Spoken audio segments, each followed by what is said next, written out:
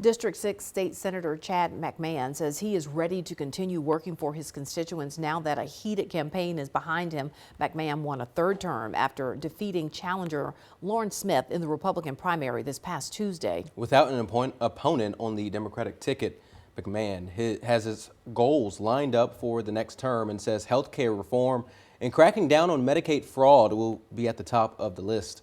Allie Martin has more. District 6 State Senator Chad McMahon says he is glad to put the campaign behind him and focus on issues he says affect all constituents, such as health care reform.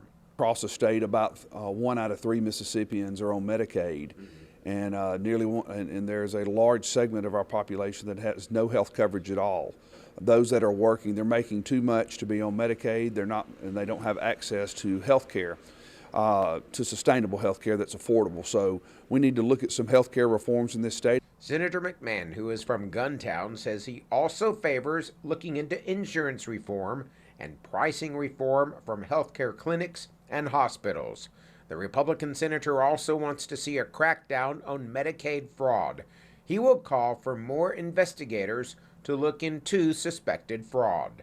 Medicaid is $1 billion entity within the state. Their budget's around $1 billion, and even if you only have 1 or 2%, you're talking $20 million. But I'm always for doing the right thing. There's never a wrong time to do the right thing, and I want to be sure that the taxpayers' money is being protected and that we're doing everything we can to detect and prosecute those that are taking advantage of Medicaid. McMahon says he will also continue to support funding for workforce development, infrastructure repair and improvement, and policies that keep repeat and violent offenders behind bars. Telling your story in Tupelo, Allie Martin, WCBI News. McMahon won with 55% of the votes in Tuesday's primary.